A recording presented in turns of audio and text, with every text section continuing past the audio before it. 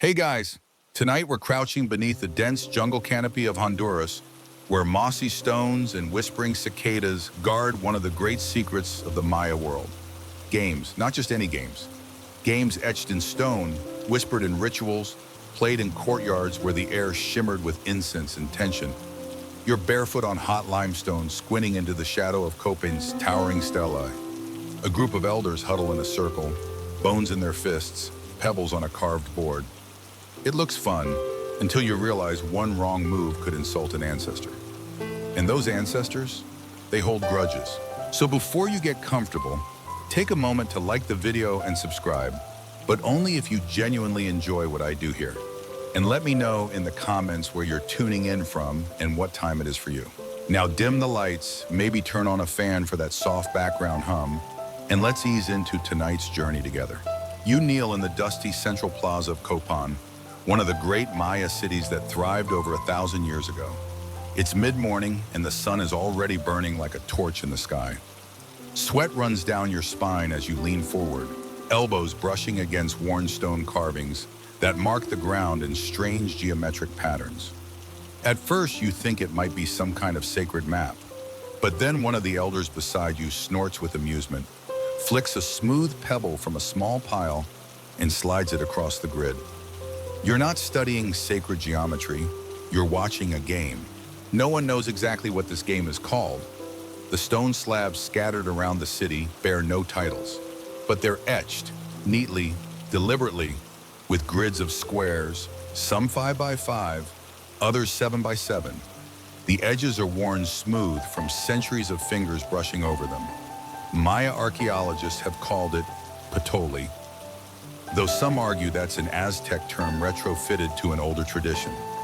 Historians still debate whether this game was imported, shared, or invented independently across Mesoamerica. What's clear is that you're sitting in front of a board that may be older than chess and twice as competitive. The elder hands you 3 pebbles. They're worn flat like river stones, but warm from the sun. He nods toward the board and mutters something in Chorti. You don't understand the rules, but the man's eyes say, your move. Your hands hover. You glance around. Behind you, massive stelae rise like silent sentinels, their faces carved with portraits of long-dead kings in feathered headdresses. The plaza smells of pine resin and sweat. In the distance, macaws shriek from the jungle canopy. You slide a pebble forward. Laughter erupts. The elder next to you cackles so hard he wheezes, then slaps the board. You've made a hilariously bad move. Another man sweeps your pebble off the grid and deposits it into a small pit on his side of the board. Some kind of penalty, apparently. Welcome to Maya Gaming. You're the newbie, and they're not going easy on you. Maya games weren't just pastimes. They were soaked in symbolism and social structure. These boards often appeared in plazas, public spaces of ritual and power. That means games were watched, judged, sometimes even officiated. You weren't just playing for fun, you were playing for pride and sometimes for something deeper, fortune, fate, the will of the gods. Some of these games involve dice, though not the neat, 6-sided cubes we know today. Maya dice were often knuckle bones or carved pebbles, marked with dots. You toss them on a reed mat and watch which side landed up. Luck mattered, but so did strategy. You begin to notice that the board isn't random. The patterns are deliberate, almost mathematical. It's a mix of counting, blocking, guessing, and something else. El juego refleja la vida, one of the elders mutters. The game reflects life, which might explain why some of the pebbles are painted red. Not all Maya games were friendly. There are stories, half whispered, half remembered, of games that determined taxes, marriages, even war. Imagine rolling the dice not just for candy, but for cattle, or laying down a tile that decides whether your village pays tribute for 1 moon or 10. Games were sometimes used as soft diplomacy, a kind of social lubricant with sharp stakes. If you're thinking Monopoly but with actual kingdoms at risk, you're not far off. One carving in Copán shows a nobleman crouched over a game board. His opponent kneels opposite, a grim expression carved into his stone face. Beneath the board, a pile of skulls. Historians still argue whether that's metaphor or memory. But not every game ended in doom. Some were played during feasts, weddings, solstice festivals. Picture it, Children in jade necklaces giggling over a miniature version of the board. Women with painted cheeks whispering jokes as they wager cacao beans. Old men muttering curses when the dice betray them. And of course, one guy who takes it way too seriously and flips the board. Some things never change. As the sun inches higher, the game continues. You start to get the hang of it. Your hands move with more confidence. You even manage a clever capture, sliding 2 pebbles in tandem to trap an elder's piece. He grunts, nods, respect earned. Then a shadow falls across the board. A young priest has arrived. His robe is embroidered with maize symbols. Around his neck swings a jade pendant in the shape of a serpent. He kneels, scans the grid, then adds a new pebble, a red one. The laughter stops. The players shift, uneasy. Suddenly, the mood has changed. You sense it in the air, like thunder hiding behind the heat. In some Maya traditions, game boards were more than games. They were miniature cosmograms, symbolic maps of the universe. The 4 corners represented the cardinal directions. The center was the axis mundi, the world tree, the spot where heaven and earth touched. By moving pebbles across this space, you weren't just playing, you were reenacting cosmic order. And that red pebble? It might represent something sacred or dangerous. You swallow hard. The priest smiles just a little and gestures for you to take your turn. You hesitate. Then slowly you reach for a white stone and move it to the edge, avoiding the red piece entirely. The priest chuckles. A clever move or a coward's one? Either way, the game resumes, and the jungle breathes again. Some archaeologists believe certain boards were only used by elites, kings, priests, nobles. Others think everyone played, and that the simple carved games found in house ruins were homemade knockoffs of the palace versions. Kind of like getting the cardboard version of a video game console. But what's not debated is this: the Maya played a lot, and not just for amusement. For them, games mirrored the cycles of life, the twists of fate, the hidden movements of stars. And maybe, just maybe, that's why you feel a little different when you rise from the board, wipe your palms on your tunic, and bow your head to the elders. You've glimpsed a world that wasn't just fun or dangerous. It was sacred, strategic, eternal. And you only lost by a lot. But hey, no one flipped the board. You step carefully across the cracked flagstones of El Mirador, heart beating a little faster. Not from fear exactly, but from that strange, delicious hum that rises in your chest when you know you're about to touch something forgotten. This place is older than most of the Maya cities tourists ever visit. Older than Tikal, older than Copán. It's so old that most of it isn't even above ground anymore. The jungle has claimed the rooftops. The walls look like hills. And the game boards? Well, they're hiding in plain sight. You duck under a low arch choked with vines and enter what must have once been a ceremonial courtyard. But now it feels like a giant's forgotten chess set with stone blocks and tree roots instead of bishops and pawns. You glance around, taking it in, the heat rising off the stones, the thick green smell of damp leaves, the high buzzing of unseen insects. A few faded glyphs stare at you from a broken pillar like they're judging your haircut. Then you see it, not flashy, not on a pedestal, just a flat slab of limestone half buried near the edge of a collapsed stairwell. You brush off the leaf litter and blink. There it is, 25 squares, arranged in a precise 5x5 grid, carved neatly into the surface. You trace the edges with your fingertip. The stone is worn, the grooves shallow but sure. Someone made this with purpose. But here's the kicker. No one alive today knows exactly what it was for. Some say it's an early version of Patoli, the gambling game linked to the Aztecs centuries later. Others think it's something older, weirder, maybe part of a ritual, maybe a fortune-telling device. Historians still argue whether this grid was meant for play or prophecy. Theories bloom like jungle orchids and wither just as fast. You sit cross-legged beside it, ignoring the ant crawling up your ankle. Something about the symmetry is calming, like you're looking at a map of a place that exists inside someone's dream or memory. In the far corner of the board, one square is stained darker than the rest. You press it lightly. Nothing moves. Still you wonder, was it a special tile, a starting square, a trap? Archaeologists have tried to reconstruct the rules using dice found nearby. Dice carved from bones, often with simple dot markings on each face. But there's no consensus on how turns were taken or what each square meant. Some researchers believe players place beans or stones in specific formations. Others suggest tokens may have symbolized warriors or gods. One beautifully out there idea proposes that the board was aligned with the stars and tracked Venus's cycle. Honestly, who knows? The truth might be yes to all of them. Because here's what makes El Mirador's boards so fascinating. There's not just one, they're everywhere.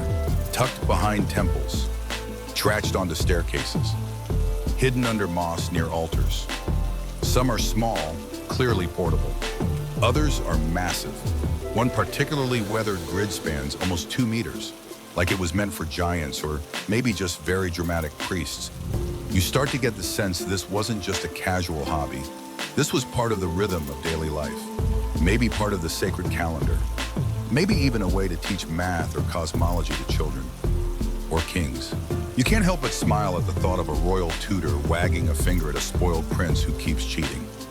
Some things never change. In one broken chamber, you spot something even stranger, a grid where some squares are deeply grooved, others shallow. Scoring system, game progression, or just erosion from 2,000 years of bored jungle rain. You lean closer and see something scratched into the edge of the stone. Not glyphs, but a little pictograph. What looks like a face and a foot. Your guide, a leathery man who's been climbing pyramids longer than you've been alive, squats beside you.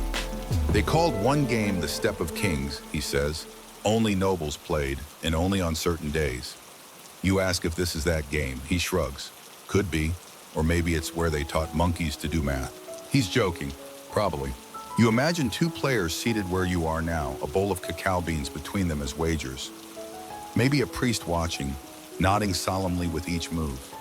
Maybe a child nearby, sneaking peeks and dreaming of the day they'll be old enough to play.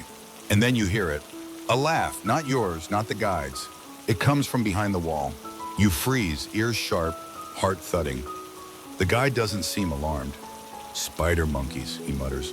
They like this place. You exhale. Right, monkeys. Definitely monkeys. Still, the game board seems a little more alive now, like it remembers. Some Maya believed that games had power, not just symbolic but literal. Playing wasn't a break from ritual. It was part of it. Each move reflected cosmic balance, mirrored the movement of stars, or echoed battles between gods. There's a Maya myth where the hero twins defeat the lords of the underworld in a ball game. It's not a stretch to think that smaller games, like the one in front of you, were seen as echo chambers of that divine drama, which makes your current position, knees on stone, palm on grid, feel a bit exposed. You rise slowly and back away, as if bowing out of a tournament you were never qualified to enter. One last glance and the grid almost seems to shimmer under the late afternoon sun. Or maybe that's the sweat stinging your eyes. You don't know the rules, but you're certain someone once did. And maybe, in this very spot, 2 strangers locked eyes over that grid and played a game that decided more than just a win. Maybe it shaped the course of a family, or a village, or a marriage. Maybe it just passed the time between sacrifices. Either way, it mattered. And it still does. You've left the stone boards and quiet plazas behind and stepped into something louder now. Something with energy, risk, and an audience. The ball court.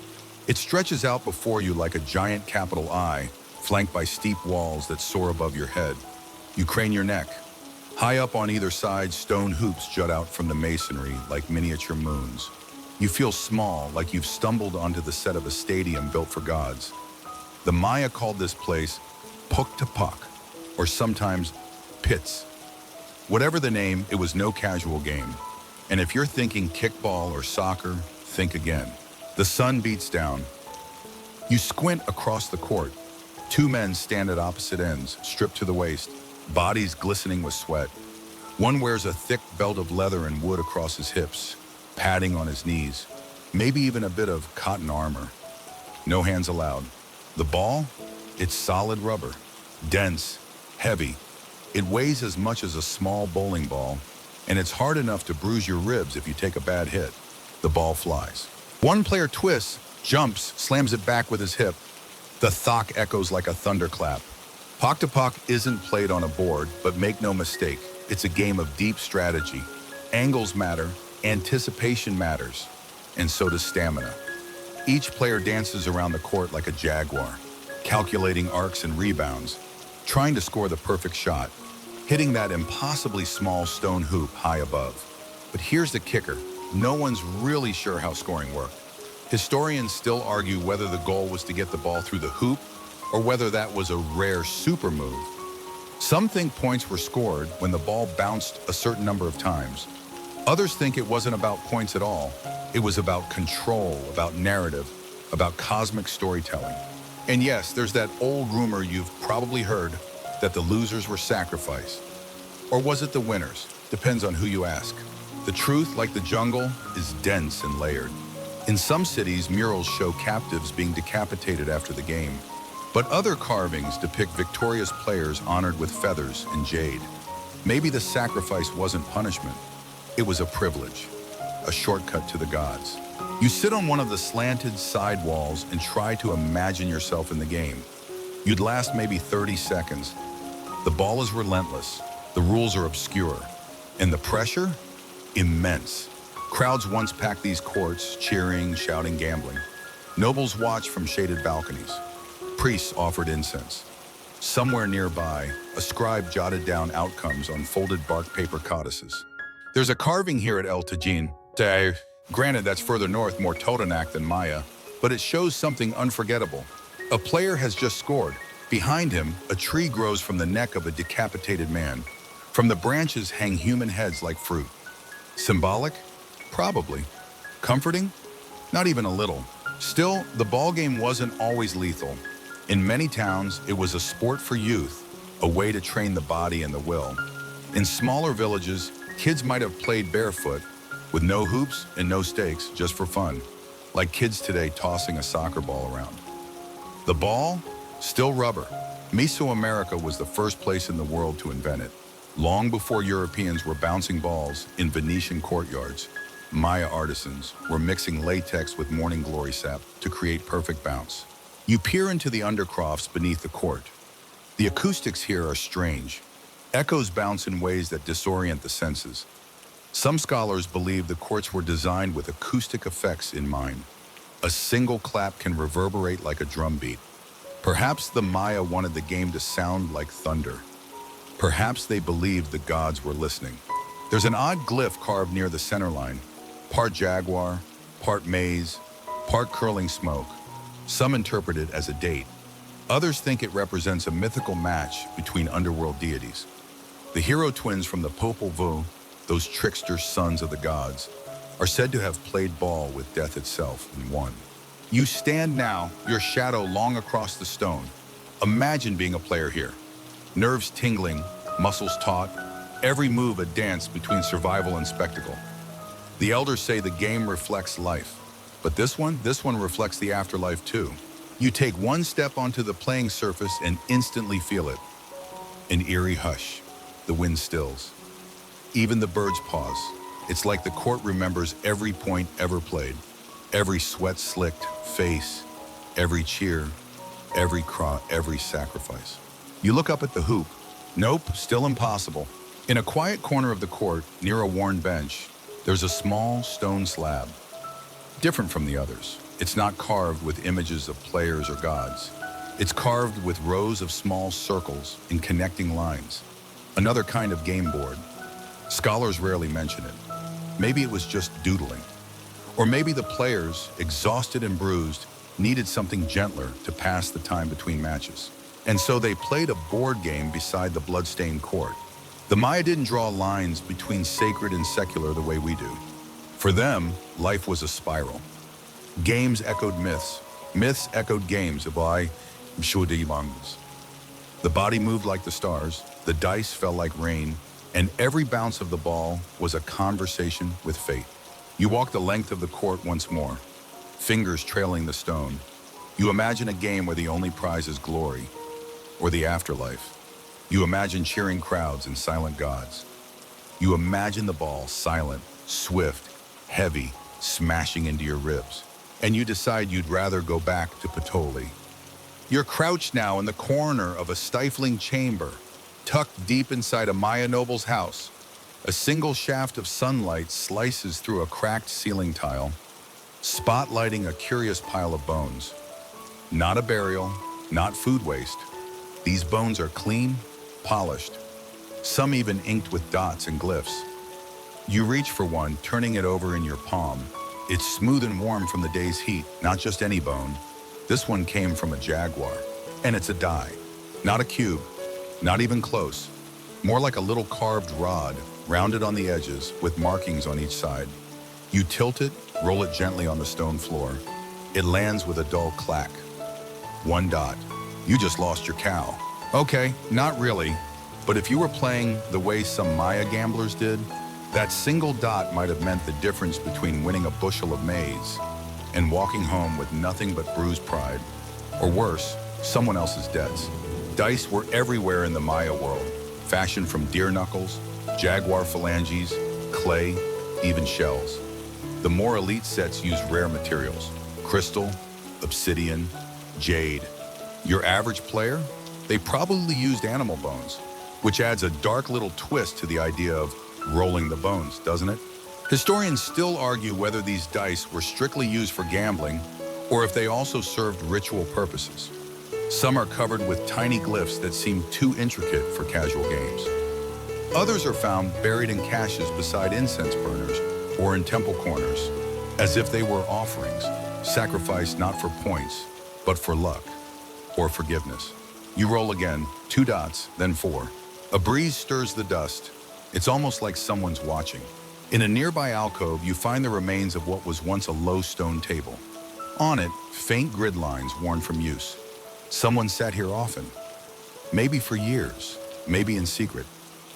You can almost picture them, hunched over the stone, fingers brushing over dice, eyes darting back and forth, calculating odds, watching their opponent's face for a twitch, a tremble, a tell. It wasn't just luck, it was theater. One scribe from the city of Yachilan left behind a mural that shows 2 nobles sitting cross-legged on woven mats. Between them, a scattering of bone dice and a pile of cacao beans. One noble is smiling, the other is scowling. In the background, attendants cover their mouths, hiding laughter. And perched on the edge of the scene, a small monkey reaching out for a die. Was the monkey trained? A pet? A mischievous interloper? Historians don't know, but it suggests that these dice games weren't always solemn affairs. Sometimes they were chaotic, hilarious, wild. You kneel beside a shallow pit nearby. Inside, a cup inverted. Beneath it, 3 tiny bones. You've stumbled on a hidden cache. Maybe someone's lucky set. Or maybe it was buried in shame after a particularly bad loss. One theory says some Maya gamblers, especially those who wagered recklessly, would ceremonially kill their dice, burn them, bury them, break them, like exes returning gifts after a breakup, a kind of emotional exorcism. The Maya had a word for this kind of betting: tocó. It wasn't just entertainment, it was risk wrapped in ritual. And while most games involve cacao beans or corn, there are rare mentions of wagers involving clothing, livestock, and once, if the translation is to be believed, a human tooth. You hope it wasn't voluntary. As you explore deeper into the complex, you notice patterns. Dice don't appear alone. They're often found near carved game boards. Some had concentric circles, others featured tracks like spirals or snakes. The dice dictated how far you moved, or how many stones you placed, or which square you could attack. But there's a catch. Some boards have more squares than dice combinations, meaning the dice weren't everything. There was strategy, bluffing, and maybe a sprinkle of divine intervention. In one dusty corridor, you find something strange. A set of dice that only have odd numbers. 1 dot, 3, 5. No 2s, no 4s. Historians still argue whether that was intentional. A design flaw, a spiritual belief, maybe even a cheat. Some say odd numbers were linked to the gods of care and fortune. Others think these odd-numbered dice were used in specific rituals, where even outcomes were considered unlucky. Either way, your odds weren't great. You pull out a scrap of cotton from the cracks in the wall. It's barely holding together, but faint dye marks remain. Red, black, blue. Maybe once part of a game mat, or a dice bag, or a headband for a particularly stylish gambler. You picture it now, two friends laughing into the night, their dice clattering softly on fabric, while the jungle hums just beyond the city walls. The Maya didn't separate games from meaning. Everything held weight. A roll of the die could mimic the journey of the sun, the fall of a kingdom, the balance of the world. Some priests even claimed they could interpret dice rolls as divine messages. In the book of Shalam Balam, there's a passing reference to bones cast under Venus, as if the star and the roll were part of the same sentence.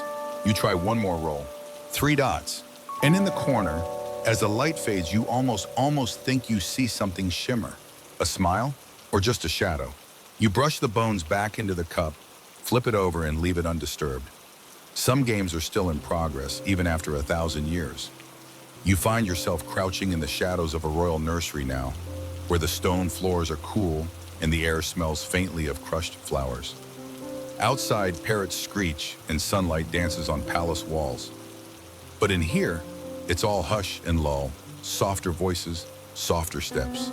This is where the littlest lords and ladies once learned to speak, to walk, and apparently to gamble. Because right there on the ground, nestled between carved stools and toy drums, is a miniature game board. You blink, it's perfect. Tiny, yes, but carefully chiseled, with 8 neat squares and little indents on the edges where tokens might have sat. You reach down and pick up one of the tokens still scattered nearby. It's light, clay, shaped like a rabbit, not a jaguar, not a skull, a rabbit, and painted with a grinning little face. You're in the playroom of royal children, and they weren't just tossing pebbles. They were learning how to win. Historians rarely mention these tiny boards. They're often written off as practice sets or ritual miniatures. But a growing number of researchers argue these were real games,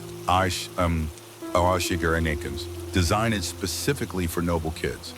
Games that taught not just fun, but politics, resource management, probabilities, strategy, in other words, everything you'd need to not die horribly as a future ruler. One inscription from Palenque shows a young prince seated beside a board, a tutor pointing at the tiles.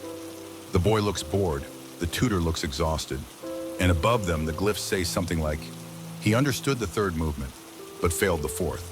Historians still debate whether that line is praise or shade. You glance at the rabbit token again, flip it over. There's a dot pressed into the bottom. Maybe it's a scoring symbol, maybe just a child's doodle. Still, you get the sense it mattered. Someone once chose this exact piece as their favorite. Children of the elite Maya weren't exactly coddled. They were expected to be clever, charming, pious, fluent in calendar math, and ideally good at everything from archery to poetry. And yes, apparently board games, these playrooms were incubators of power. Tiny courts where future leaders learned how to outwit each other and their siblings before ever donning a headdress. But don't think it was all business. In one noble girl's tomb in Yasuna, archaeologists found a tiny carved snakeboard shaped in a spiral, along with 3 clay turtles in 1 obsidian jaguar. No written rules, of course, but it's fun to imagine her crouched in her chamber, teasing her attendants, shouting, "You got bit, back to the start," and dissolving into laughter. You brush dust off another game, this one shaped like a flower. Each petal is a square, and the center holds a tiny jade pebble. It's delicate. Maybe it wasn't meant to be played, or maybe it was a game only girls played. We'll never know. The glyphs are too faint to read, and nobody ever wrote the rules down.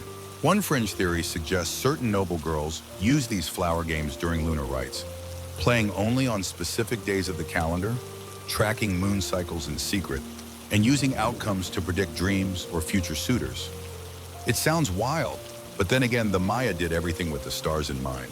Why not flirtation? The idea of gendered games isn't far-fetched.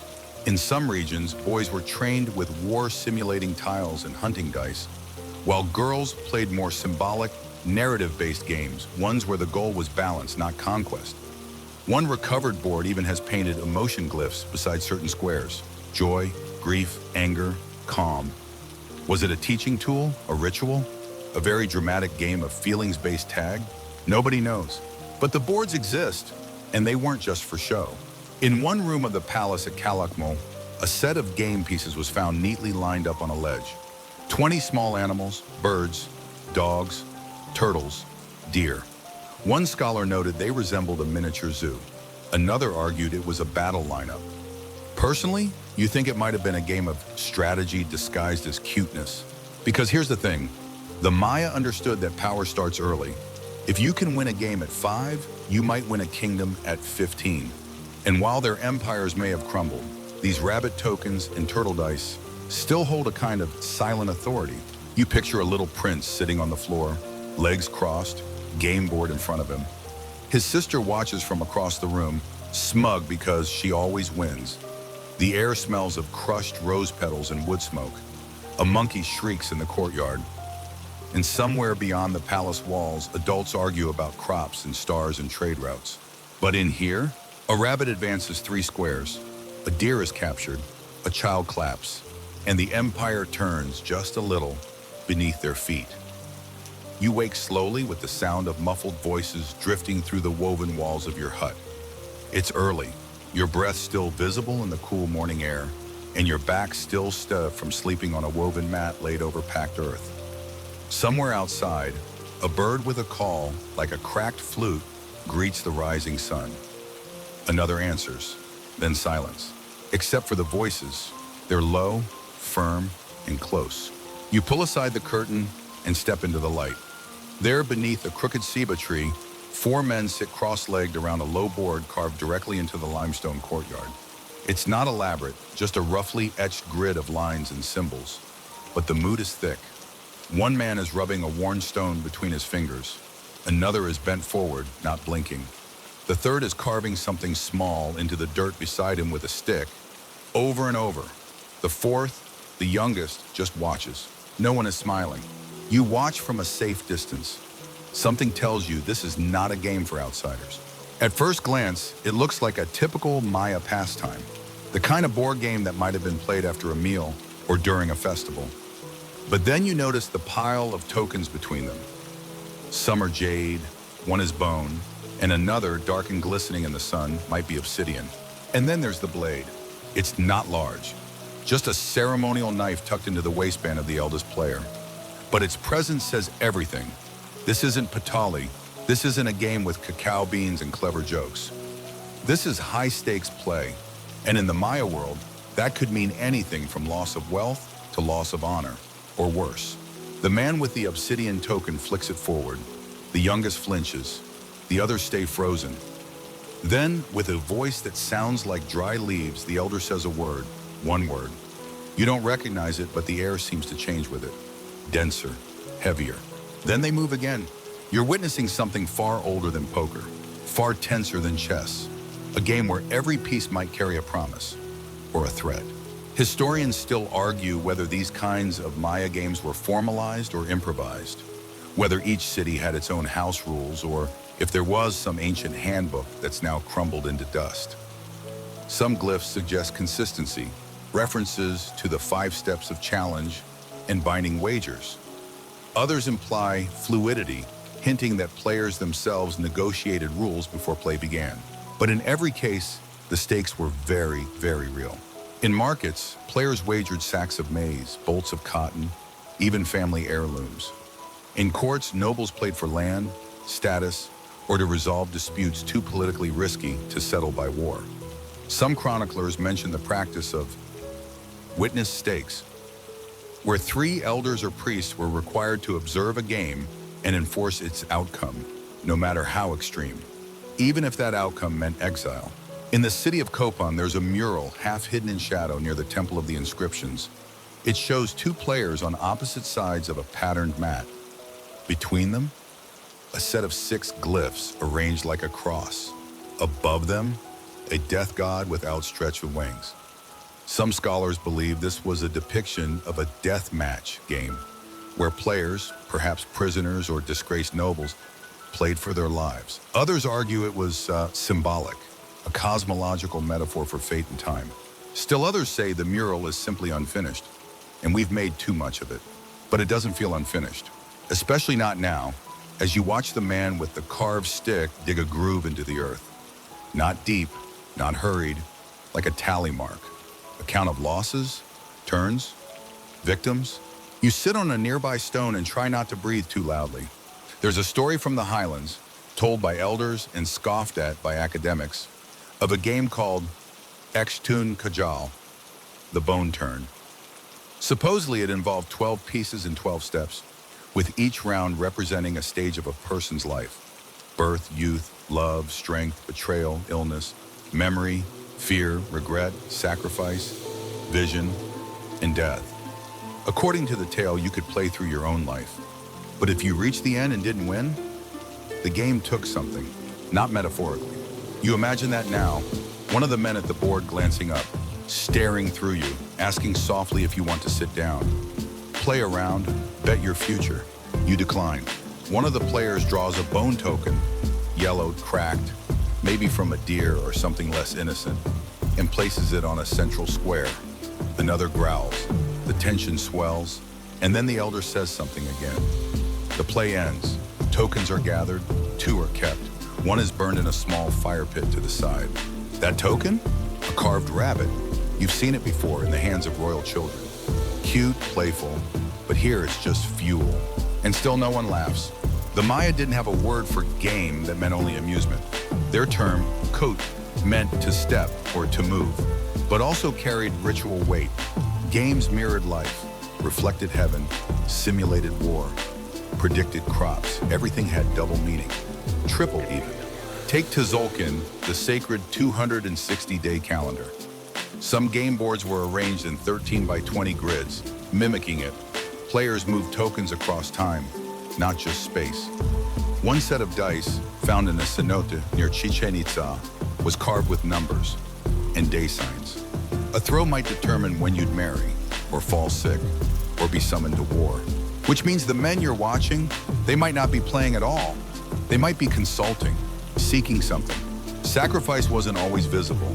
It didn't always require blood. Sometimes it meant surrendering status, a ring, a name, a memory. One of the men stands, turns, walks into the forest. Nothing is said, nothing needs to be. The others watch him go, then begin to reset the board. He didn't lose a game. He lost something else. And maybe, just maybe, he knew he would. You back away slowly, boots crunching on the dry path. The sound makes one man glance over, and for a second you think he might call out. But he only nods, once, then returns to the board. As you walk away, you realize something strange. You're not afraid. You feel respected, like the game saw you, let you watch, and let you leave. For now. You're kneeling now inside a tomb, not as a grave robber, not as a looter, but as a quiet observer of something older than legend. The air is thick with centuries of silence. Dust clings to the walls like parchment, and the limestone sweats in silence. A small torch flickers beside you, casting orange light across the stone. And there, right in front of you, lies a puzzle no one has solved. It isn't gold, it isn't jade, it's a board. Flat, square, carved into the very stone of the chamber floor. Around its edges, glyphs curl like vines, intricate, looping, precise. You reach out slowly and touch the surface. It's smooth in the center, worn from hands or tokens or maybe just time. But the edges, those glyphs, they're razor sharp, like someone carved them yesterday. This is Huanfos Pakal's board, or at least it was found in the tomb of Pakal the Great, the mighty king of Palenque. And it's not alone. Beside it are 14 small stones, each etched with a unique mark. A deer, a wave, a flame, a jaguar. Some scholars call them tokens. Others think they're more than that, keys to an ancient language of movement, a code, a prophecy. Historians still argue what the board was for. Was it a teaching tool, a royal hobby, or something closer to a divine mechanism, a way to align with the heavens or the gods or time itself? One theory suggests each token represented a piece of the king's soul, and the board, a kind of cosmic calendar. Move the wrong piece, and you risk your afterlife. You scoot back and look again. The squares on the board aren't uniform. Some are larger than others, a few are sunken, 2 are marked with what looks like fire. One has a tiny obsidian bead fused into its center. You imagine playing on this thing, and you're not sure if you'd win a prize or summon a thunderstorm. The Maya didn't just play games, they encoded meaning into every detail. The positioning of glyphs, the colors of tokens, the direction of movement, everything mattered. And in royal tombs, it mattered even more. You pick up one of the tokens, carefully, reverently. The jaguar. It's heavier than you expected, cold, like it remembers being buried for centuries. On its underside, there's a groove. Maybe it fit onto a peg, or into another piece. Maybe it was part of a lock. You scan the room again. No gold, no weapons, no written rules. Just this board, these pieces, in silence. There's a mural on the wall, half faded. It shows Pakal seated cross-legged in front of a similar board, maybe even this exact one. A priest stands beside him. Between them, a shadowed figure, faceless, arms raised. Some believe this was a Go. Others believe it was an opponent, or Pakal himself, rendered metaphorically. One fringe theory even claims the scene shows a duel with time itself, a ritual game where the king tried to extend his reign by tricking the divine clock. The outcome, that's unclear, but Pakal ruled for nearly 70 years. You slide the jaguar piece onto one of the center squares. Nothing happens, of course. No magic portal, no lightning strike, but something feels different. A hum, a tension in the air. Maybe it's the room, maybe it's you. You think about how chess was once called the king's game in Europe, a way to simulate war and teach strategy. But here, the Maya were doing something stranger, perhaps combining the game with ritual, with astronomy, even with architecture. Yes, architecture. Some of these game boards weren't just carved in tombs, they were carved on temple floors, roof combs, and staircases. Scholars suspect they aligned with celestial events. One board in Uxmal is directly under a skylight that only beams light onto the central square during the spring equinox. Another in Tikal has grooves that channel rainwater to form patterns when it pours. Imagine playing while clouds erupt above you and the board comes alive with rippling water. And then there's sound. In Palenque, where you now sit, the Temple of the Inscriptions is designed with acoustic perfection. A whisper at one end echoes like a shout at the other. So what happens if you roll a stone across a board like this? Does it sing? Announce your move to the gods? It's not so far-fetched. The Maya believed in multi-layered time, not just past, present, and future, but overlapping cycles, wheels turning within wheels. The long count calendar, the 260-day sacred calendar, the 365-day solar calendar, all coiled together like a serpent eating its own tail. And Pakal's board? It might have been a way to see time, to feel it, to play inside it. You kneel again and arrange 3 tokens on the board. Sun, wave, fire. They look balanced, meaningful. You try to guess the pattern, the logic. Maybe they represent a season, a story, a prayer. Maybe it's a riddle only a king could answer.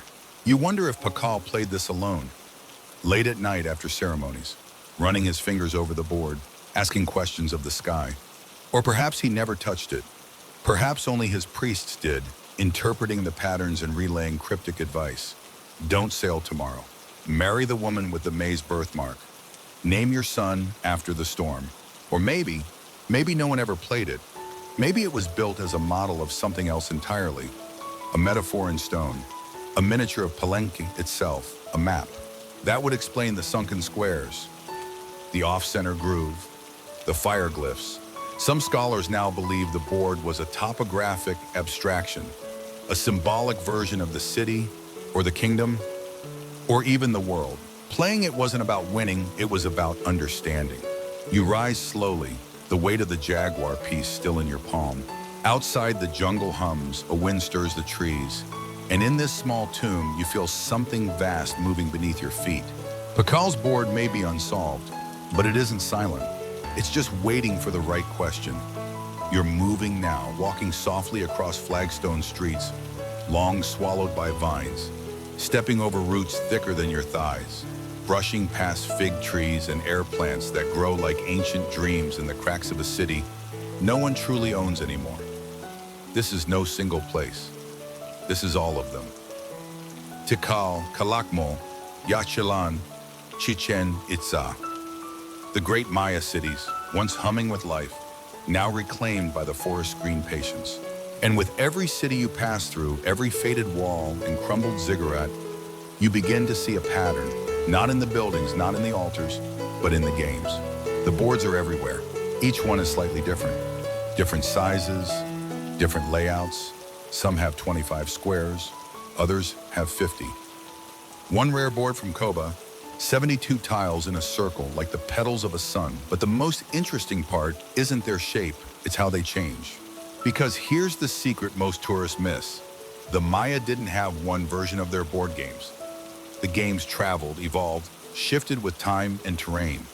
What began as a temple ritual in Copán might end up as a gambling pastime in Uxmal.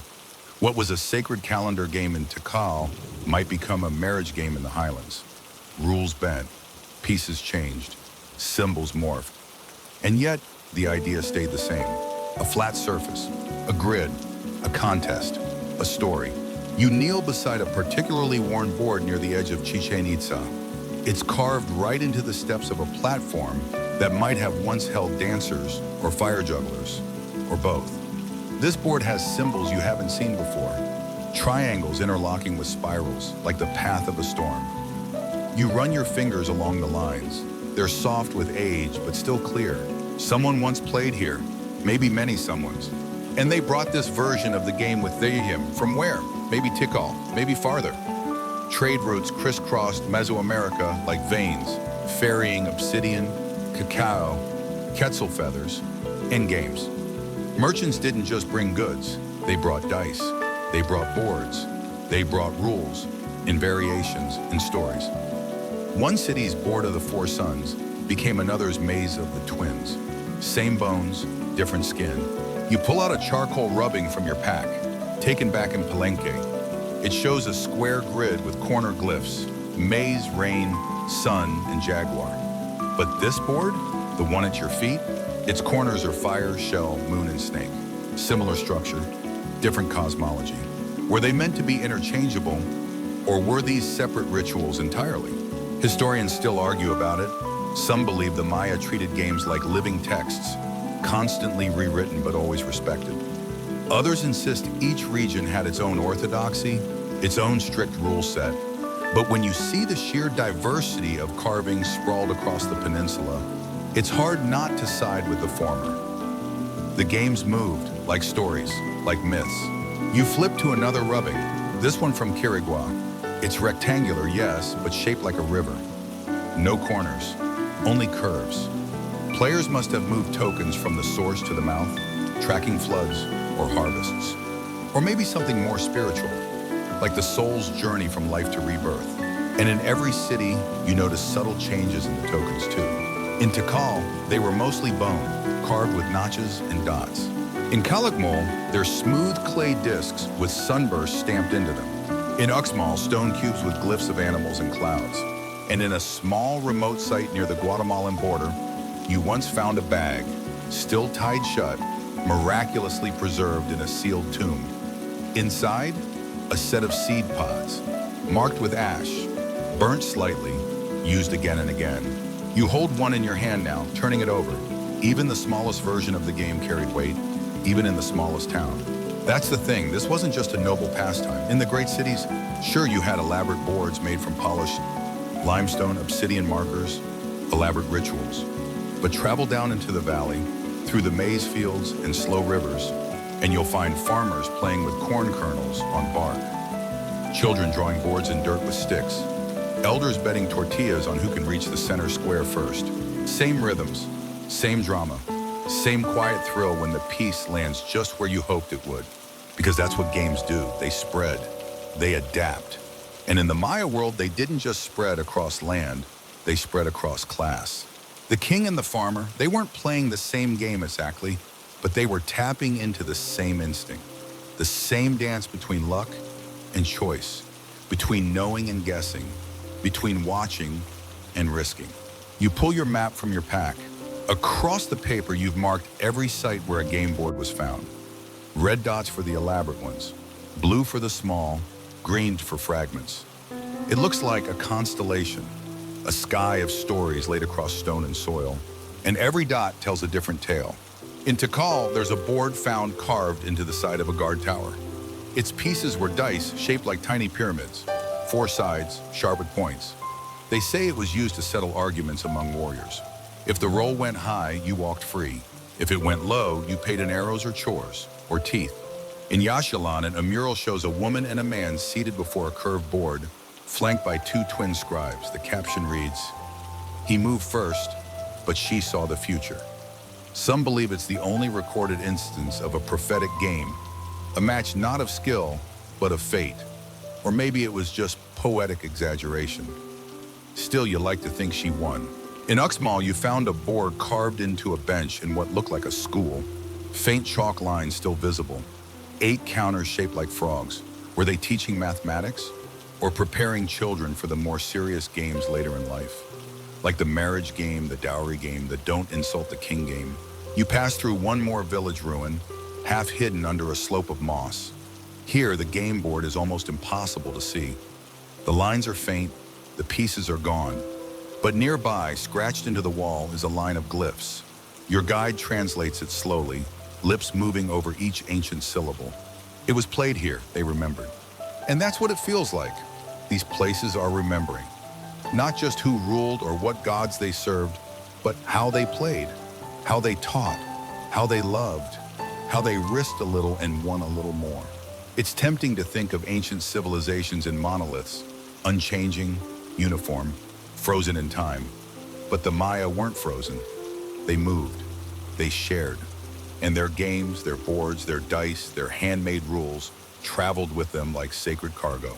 You imagine it now, a merchant walking from city to city, not just with jaguar pelts and obsidian blades, but with a board wrapped in cloth under his arm. He sets up outside a temple, shows off a new set of rules. Children gather, a priest watches. Soon a noble comes forward, curious, challenging, laughing. And the game begins again. A new version, a new city, a new circle on the map. But still, the same quiet question in the air. What do you risk? Yeah. And what might you win? You're tucked under the overhang of a crumbling stone awning now, half shaded from the rain that's begun to fall. Not in great sheets, but in that soft, persistent way the jungle seems to prefer. You're dry enough to keep your notebook open and just close enough to a low bench carved with unfamiliar symbols to lean your elbows on it. Across from you, tucked inside a little niche in the temple wall, is a mural, and what it shows might be the strangest thing you have seen all trip. It's not a king, not a sacrifice, not a battle. It's a man writing a rule book, or at least that's what it looks like. He's seated, hunched over a long bark paper codex stretched across his knees. A paintbrush, made from bird feather, judging by the detail, is poised in his hand. Beside him, 3 other men watch, one holding a game board, one holding a cup of ink, and one looking bored out of his mind. The scribe seems to be explaining something, and above them, written in a neat column of glyphs, is a title. He recorded the movements of the Kiyas in 4 turns. No one's entirely sure what it means. Maybe it's poetic. Maybe it's a reference to a ritual. Maybe it's literal, a codified game. But the implication is tantalizing, that somewhere, somehow, there were Maya game manuals. And if there were manuals, that means there were rules, standards, strategies, cheats. You pull your pack into your lap and fish out the replica you bought from the museum in Merida, a reproduction of a codex fragment believed to contain part of a ritual game guide. The original is badly damaged, scorched in places, and water-warped. But the copy is clear enough to study.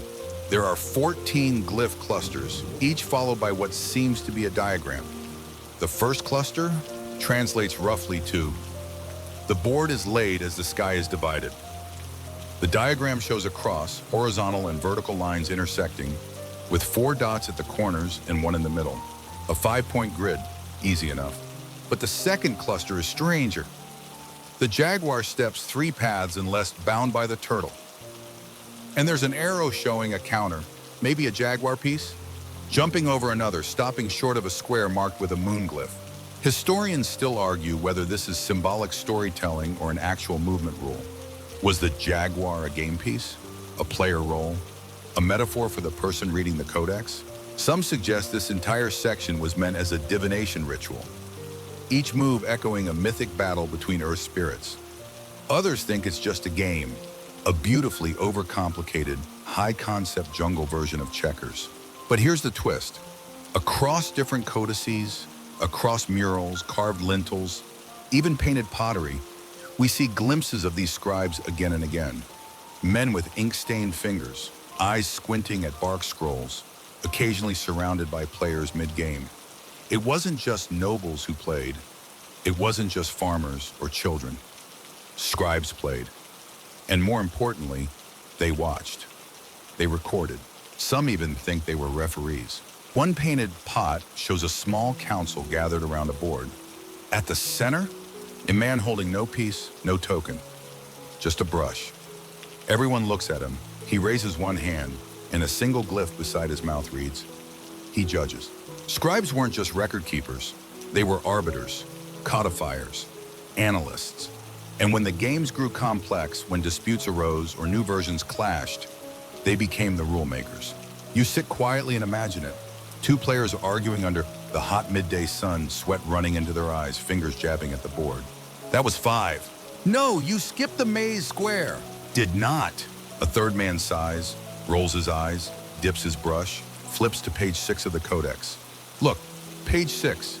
If the token crosses 3 Bactons and the moon is waning, it counts as a rest turn. Argument over. Game resumes. Some of these scribes were likely full-time game masters, maybe even professional ones, paid in cacao or cloth, or just reputation. A few of their names survive. One glyph in Ikuhun Chabal appears beside 3 different murals showing board games. The name means he who arranges the bones, which might refer to dice or to fate or both. And while most scribes likely worked alone, some were teams. You find one set of carvings from Yaxunao showing 2 scribes seated beside a single codex, heads tilted toward each other, mouths open mid-discussion. Beneath them, a pile of markers and an unfinished board. Were they designing a new variant? Arguing over strategy? Balancing a game for 3 players instead of 2? You wish you knew. Today, only fragments of these records survive. The codices were made of ametal bark, coated in lime paste, folded like accordions, delicate, vulnerable. When the Spanish arrived, many were burned, and those that weren't have faded under the weight of centuries. Of the few that remain, only one even hints at board games. But that one, it's a treasure map of imagination. Page 8 of the Codex Xolotl, not the Aztec figure, but a Maya document misnamed by a Spanish friar, shows 4 boards in sequence, each more complex than the last. The caption reads, "From laughter to silence, let the world be played." That phrase alone has sparked dozens of scholarly debates. Was it describing a series of games for different age groups? A metaphor for life? Or, as one bold researcher claimed, a full-cycle simulation where players enacted the Maya creation myth from first breath to underworld descent? Whatever the answer, the presence of diagrams and structured commentary is clear. The Maya didn't just invent games, they documented them. They analyzed them, they taught them, and that's something uniquely beautiful, because it means the Maya didn't see play as frivolous. They saw it as architecture, something you could build, teach, learn, improve, pass on. Like farming, like poetry, like astronomy. The rain begins to ease outside. You close your notebook, fold your codex replica, but before you stand, your eyes drift back to the mural. The scribe is still there, brush in hand, and you suddenly realize his eyes aren't watching the other players. He's watching you, or maybe just anyone who's ever tried to make sense of the game. Anyone who's ever asked, what are the rules? How do we win? And what happens when the board goes silent? It's late now. The stars have crept across the canopy like quiet witnesses, and a hush has fallen over the camp. You're lying on your back beside a low fire, staring up through a gap in the trees. Every so often, a moth flits through the flicker of the flames. The forest is breathing, slow and steady, and so are you. But your mind is on the bugs. Because tonight you're hearing stories, the old kind, the kind that weave together myth and memory until you're not sure which one you're listening to anymore. Across the fire, an elder begins to speak. He doesn't raise his voice. He doesn't look at you. He just stares into the flames and lets the words come. There was a time, he says, when the gods themselves played the game. And just like that, you're no longer in the jungle. You're somewhere else, in the shadow realm of the Popovu, the Maya sacred book of beginnings. There, the hero twins, Hunapu and Expalanque, faced the lords of Xibalba, the underworld. The challenge? Not war, not words. A ball game. One played in darkness. One played with skulls and bones. One that determined not just life or death, but destiny. You remember now how the story goes. The first generation of twins had played too loudly, disturbing the lords below. Those gods summoned them, tricked them, and destroyed them. But their sons, the second pair, they came prepared. They came clever. They didn't just play, they manipulated the game. They tricked the gods at their own court, turned trials into jokes, used their wit like armor. In one version, they play with a ball made from the skull of their father. In another, the gods rigged the game, hiding blades beneath the court. But the twins are smarter. They send in a dummy. The trap is sprung, and the gods are shamed. Over and over, the game becomes a battlefield, not of strength, but of cunning. You shift where you lie, the grass cool beneath your hands. You can feel it now, the weight of the myth. How the Maya didn't just believe in playing, they believed in winning against fate. The fire crackles, the elder continues. They played not for points, he says, but for balance. If the gods lose, the world survives. If they win, everything stops. You glance at the small board beside the fire. A replica, yes, but worn from use. Someone carved it recently, echoing old designs. You can see the 4 directions marked clearly: east, west, north, south. And in the center, a sun, the axis mundi, the world tree, the place where realms touch. In the story, when the hero twins finally defeat the lords of Xibalba, they rise into the sky. One becomes the moon, the other, the sun. And the ball game?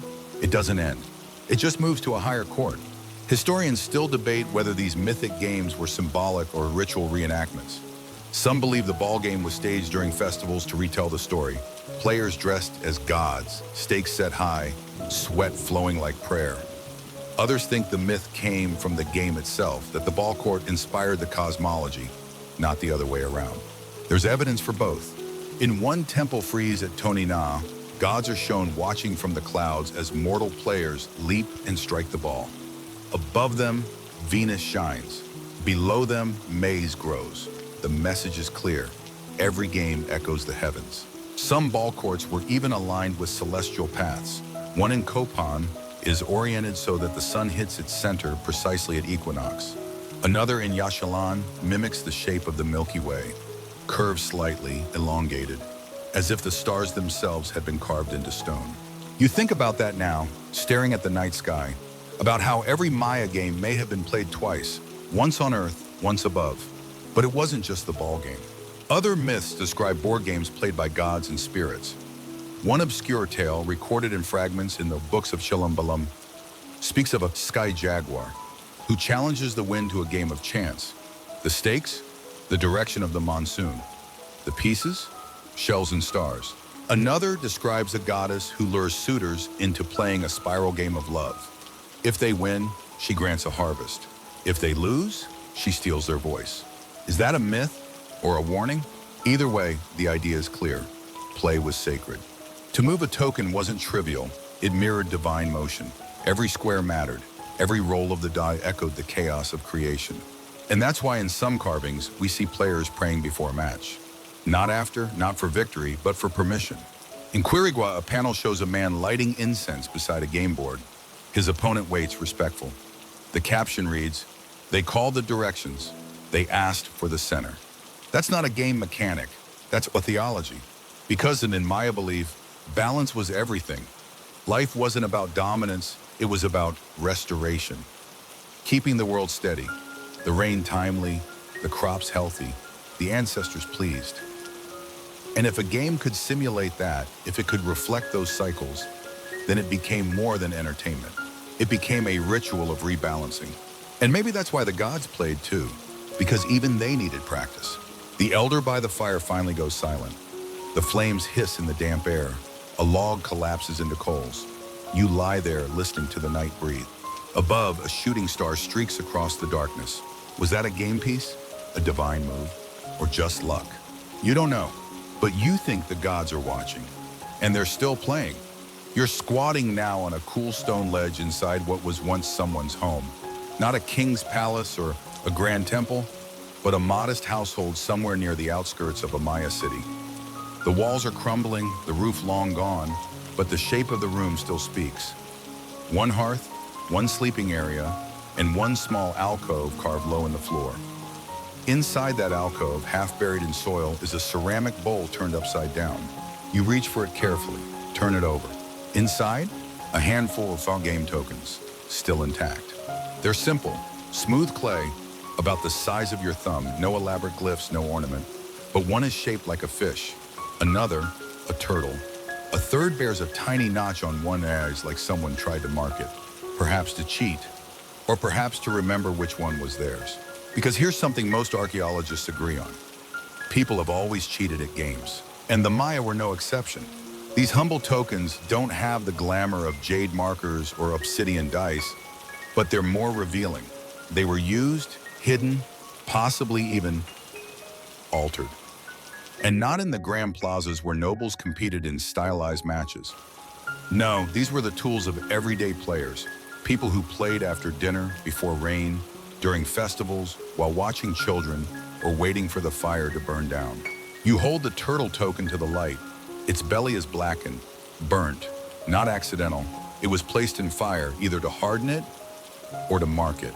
You've read accounts of players in the later Maya period baking their tokens for luck. The belief went like this.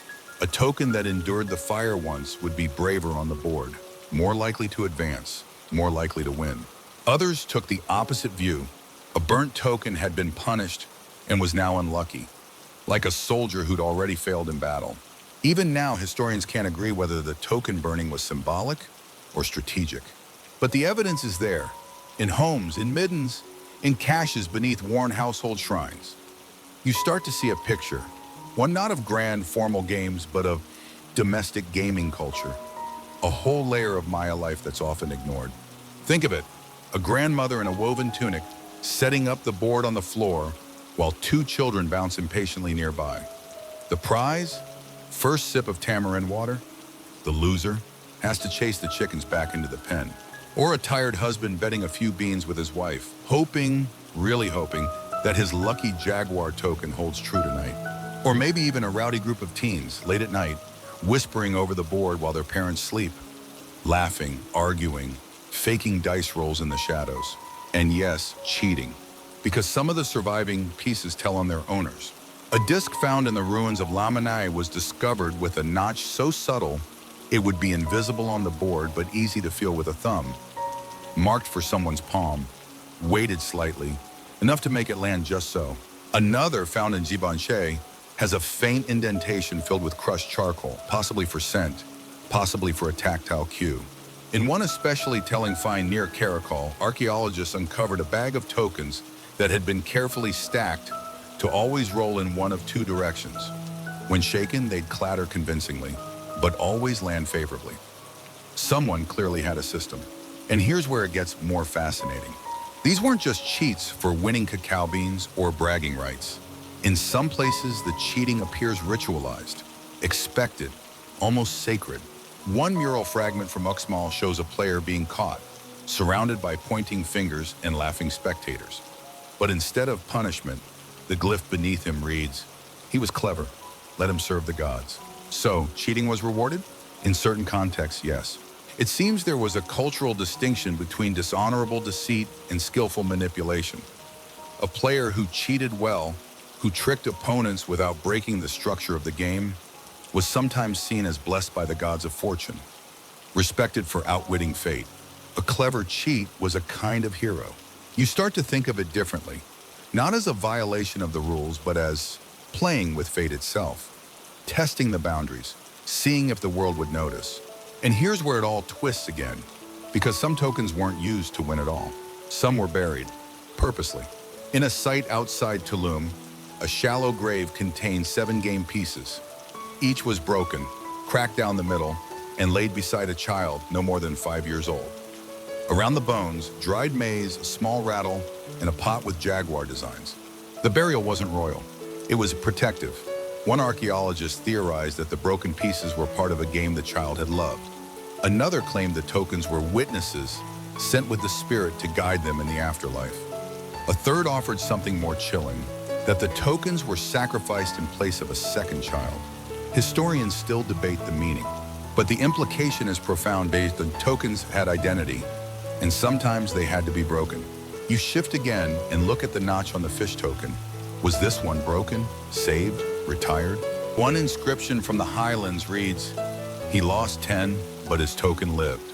Maybe it's metaphor, maybe it's literal, but either way it shows a strange reverence.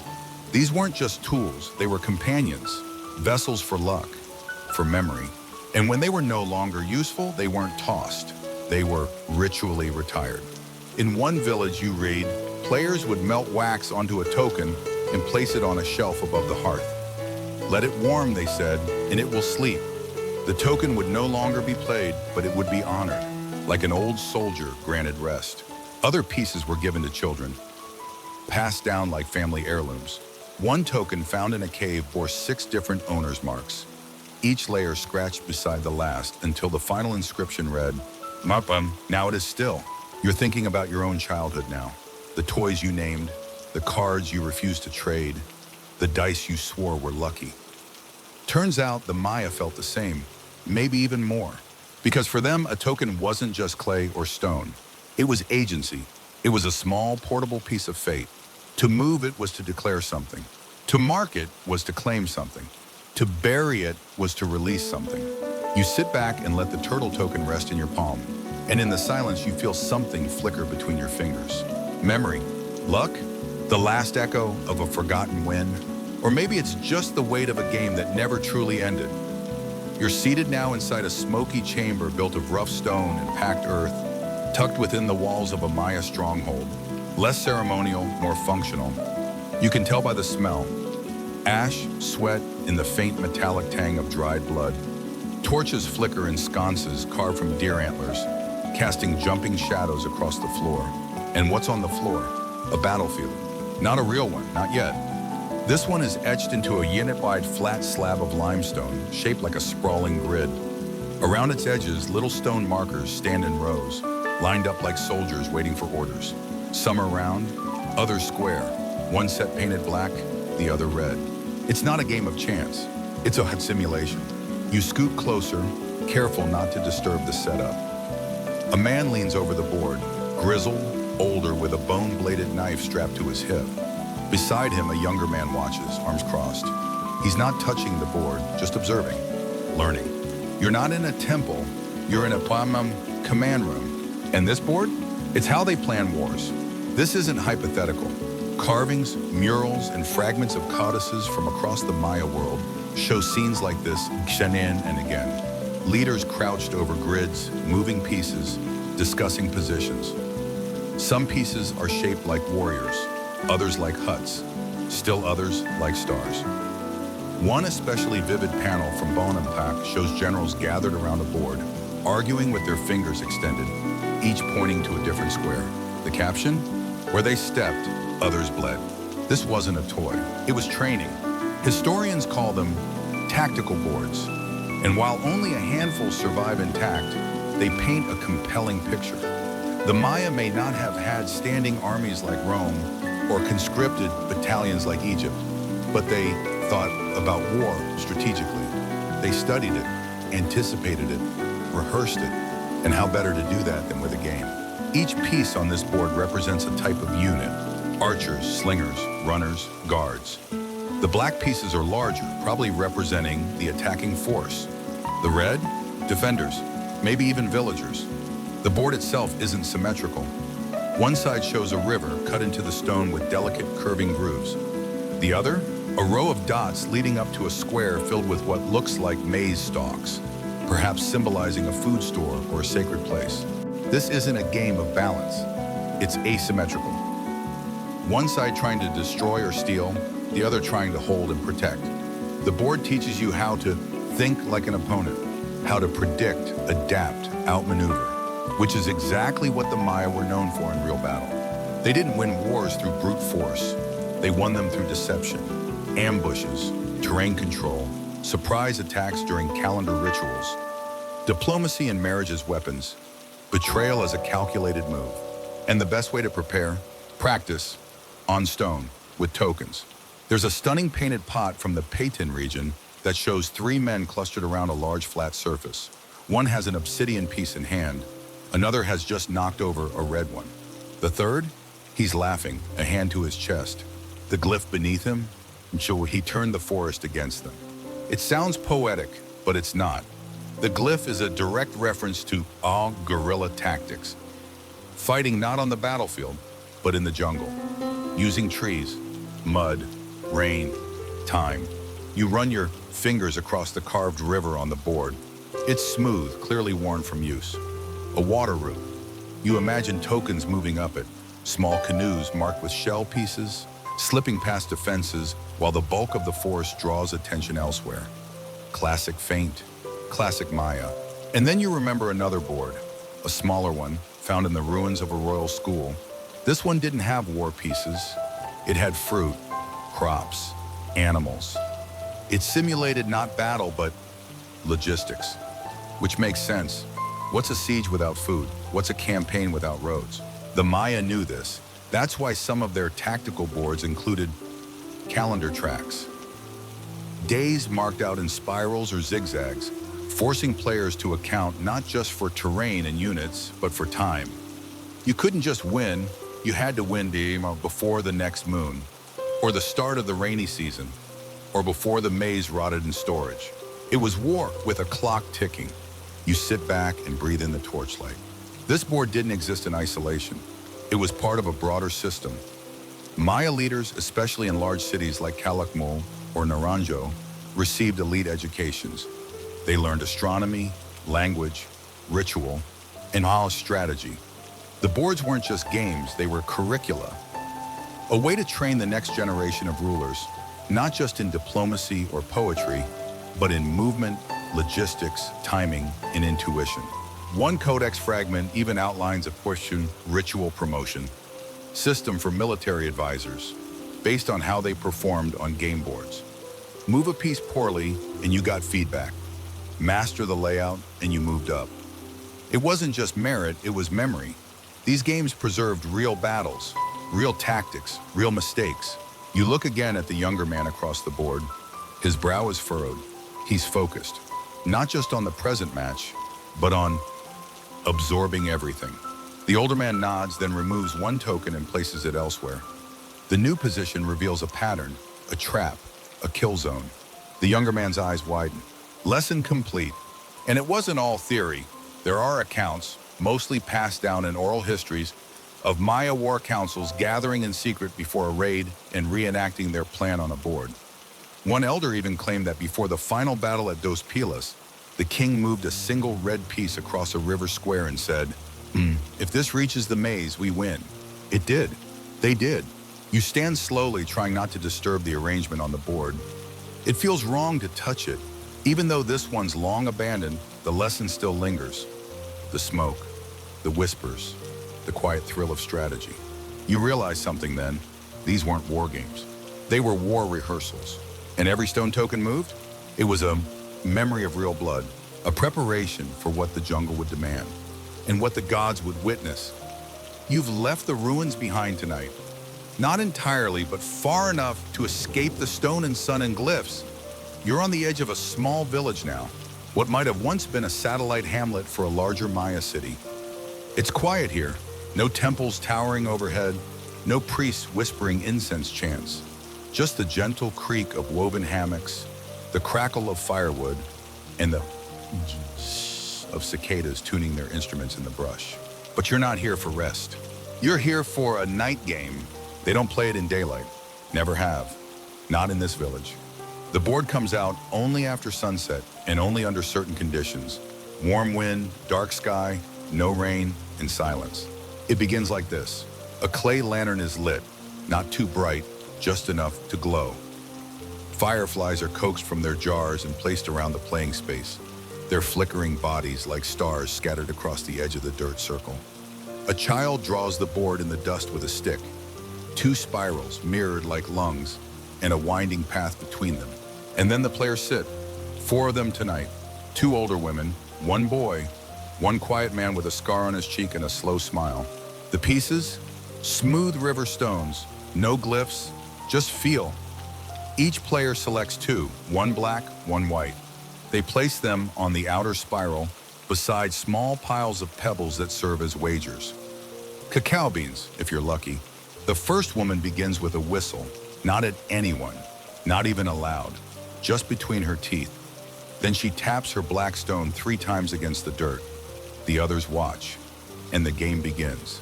You're not sure what the rules are, but you feel them. Movement follows rhythm, not numbers.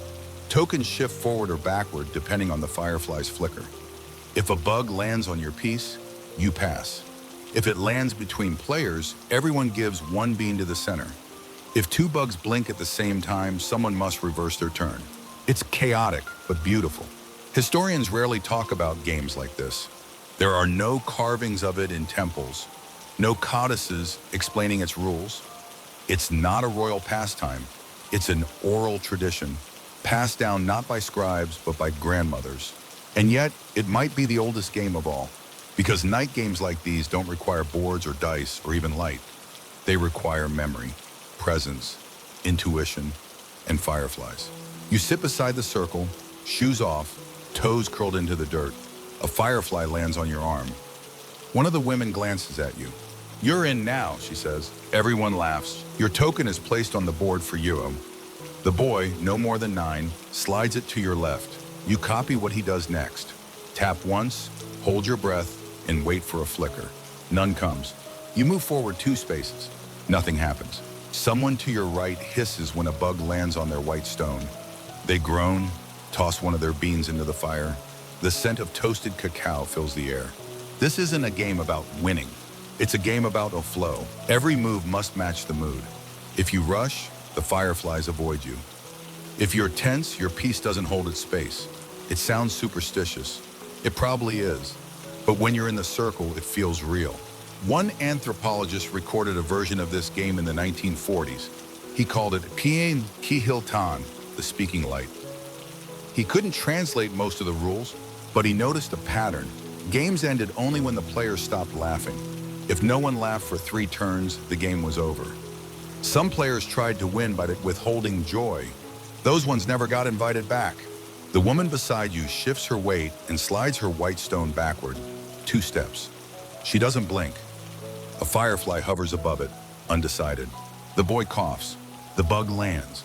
She wins that round. But there's no cheer. She simply nods, eyes closed, and lets her piece rest. Games like this aren't unique. Across the Maya world, night games formed a whole other Pecan category of play. One with looser structure, more storytelling, and often some ritual edge. They were never written down, but they show up in whispers, in sideline notes, in the margins of murals. One fragment from a house mural in Koba shows a man holding a glowing jar beside a circle of seated figures. Beneath it, a single glyph, Chak Zuk, the red laughter, a phrase associated with luck, mischief, and trickster spirits. In the village of Waimo, old women still describe funny dream games played under moonlight, where players took turns narrating their dreams and moving tokens accordingly. If your dream was well received, you advanced. If it was dull or too sad, you had to sit out a turn. The goal wasn't to win, it was to share. And in highland communities, there were storm games, played only during thunderstorms, when lightning struck within sight. One elder told a researcher, "If you win during the storm, your children will be brave." No evidence for that, of course, but the story stuck. You're watching now as the boy beside you tries something clever. He hums softly just under his breath and taps both stones at once. One of the women laughs. "Too soon," she says, and tosses a bean at his shoulder. He ducks. Everyone chuckles. The fireflies hover, disinterested. His turn ends. Night games didn't always involve insects, of course. Some used candles, some coals, some the moon itself. There are whispered accounts of games where your own shadow decided your move. If your shadow reached a certain square, you had to follow. If it disappeared, you stopped. In one village story, a traveler played a night game against a stranger. It's a stranger with glowing eyes. The game went on until dawn. When the man woke, the board was gone, and so was the stranger. Only a single token remained, carved from jade, warm to the touch. The moral? Never bet with gods unless you're ready to lose. You shift again and realize you've won your round. You didn't notice. No one told you. But your piece now rests at the center of the spiral, and the others are nodding at you with faint, sleepy smiles. The man with the scar reaches forward, picks up your token, and places it on the outer ring again. You begin the next game, he says, but only if you whisper. You whisper. The circle begins again, and you realize something deep and soft and true. Some games aren't about rules. They're about remembrance, of rhythm, of laughter, of night. You're awake before dawn this time. The moon still clings to the horizon like a pearl caught in a spider's web, and the world is painted in gradients of blue. It's cool, quiet. Even the howler monkeys seem to be taking the morning off. You rise slowly from your mat, brush the dirt from your arms, and step outside to a sound that shouldn't exist in the jungle. A flute, but not the kind played in ritual or song. This is softer, meandering, and it's coming from the direction of the market square, or what remains of it. A ring of broken stalls, half-toppled lintels, scattered pots, in the faintest imprint of footsteps and dust. No grand temple in sight, no guards, no nobles, just the ghost of commerce and the scent of dried chilies still clinging to the earth centuries later. You follow the sound, and there, beneath a crumbling arch covered in vines, you see her, a woman seated cross-legged before a small wooden board, carved and inlaid with mother of pearl. She's alone. Her hair is braided with dried flowers. She doesn't look up. She taps the board. You recognize the layout. A double spiral flanked by 4 corner squares and a central glyph you can't quite read. There are only 2 pieces, one black, one white. Play with me? She asks without turning. You hesitate, then sit. You reach for the white token. She nods. You place it on the starting square. She begins to play again, not the game, but the flute. It loops gently, one note teasing the next. As the sun begins to lighten the leaves around you, you realize this isn't just a game, it's a story. She taps her piece once. This is the game of the woman who invented nothing, she says. Have you heard of her? You shake your head. No one has, she smiles. She never wrote anything down, never carved a glyph, never built a temple, but they say she made the first board. You move your token 1 space. Then why don't we know her name? The woman shrugs. Maybe she didn't want you to. Here's where it gets strange. The game is familiar. The movements, the rhythm, they echo others you've seen, and yet this version feels more fluid, more unfinished. The rules change slightly with each turn. One move allows you to skip, another forces you back. Sometimes the flute shifts, and so do the consequences. You begin to think the music is all controlling the game. And maybe it is.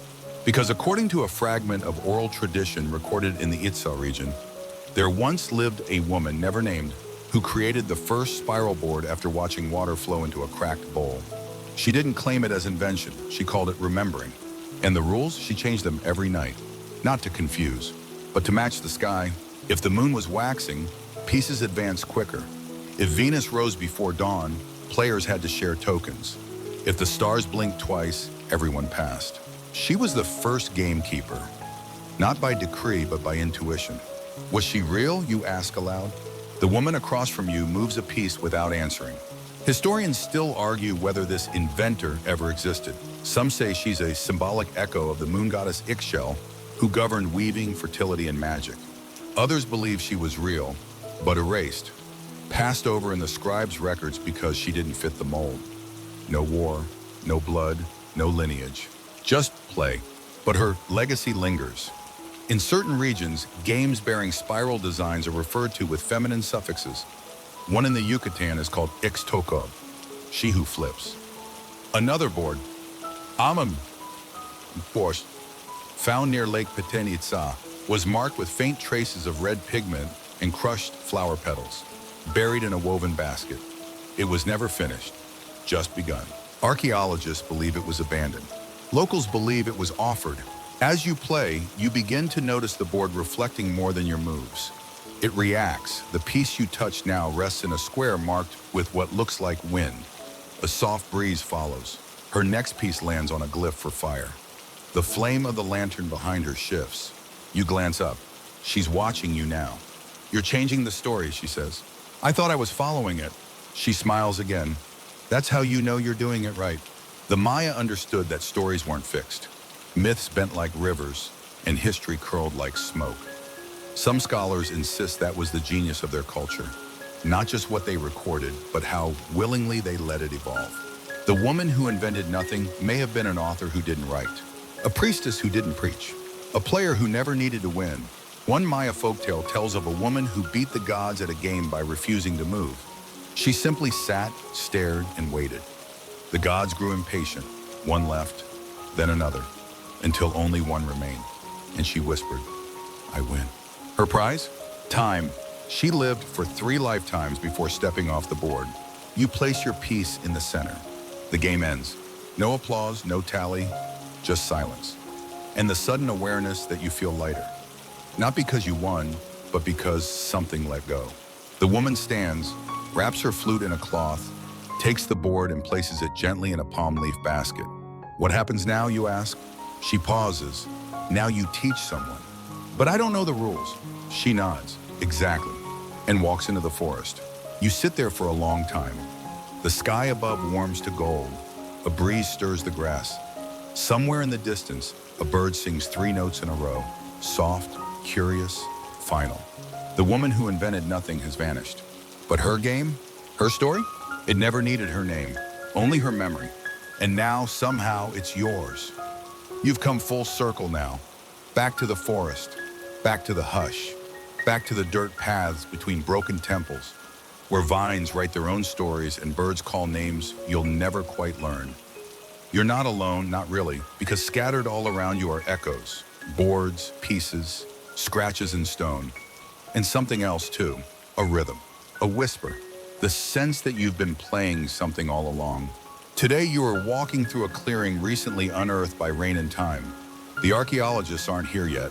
The brush has been cleared, but no signs mark the find.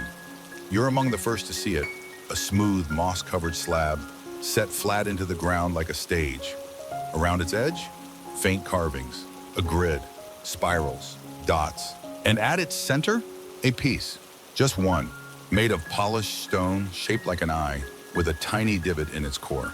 It wasn't placed here, it stayed, because unlike so many other boards, this one was never buried, never crushed, never torn from its home to rest in a museum case or someone's private vault. It was left in the open to be found again to remind someone, maybe you, that this wasn't a phase. This wasn't a toy. This was memory. This was knowledge. This was Maya genius. In this final place, you see every game you have touched before, the sacred spiral of the twins, the battlefield grid of generals, the dream circle of the firefly, the jaguar's board from Pakel's tomb, the traveling game that changed from city to city like language shifting in a song. They're all here, not literally, but layered, interwoven, like the Maya themselves. You kneel, run your hands over the grooves. You recognize a few, the maze square, the fire square, the resting hand. Others are new, one shaped like a turtle shell inside a spiral, one with what looks like an upside-down temple, and one that simply shows the symbol for breath. You're not sure how to play this one, but you want to.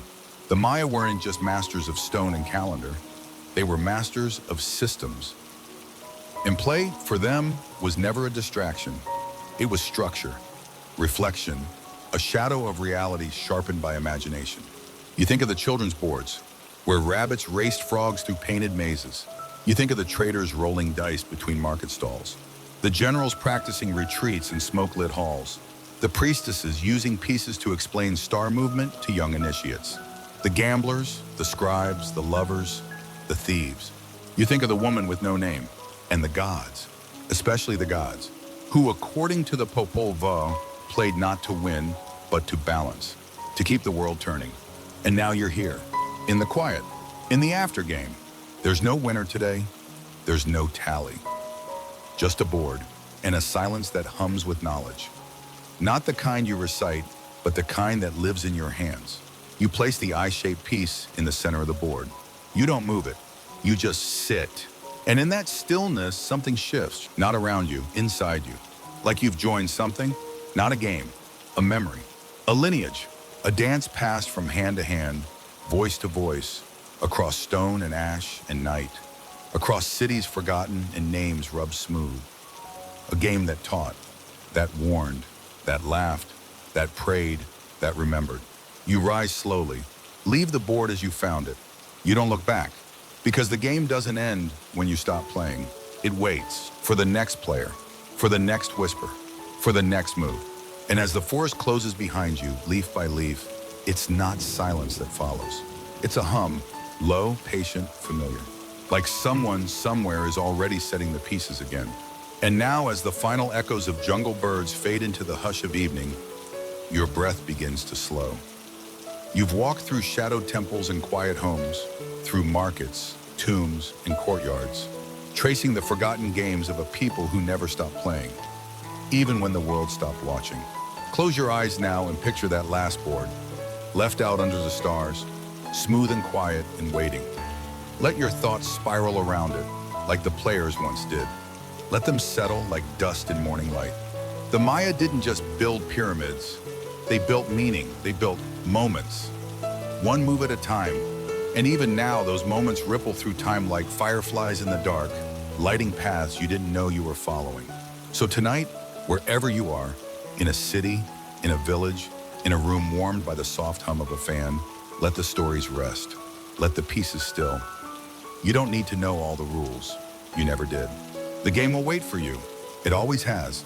And when you wake tomorrow, the world will still be there. A little older, a little softer, a little more yours. Good night.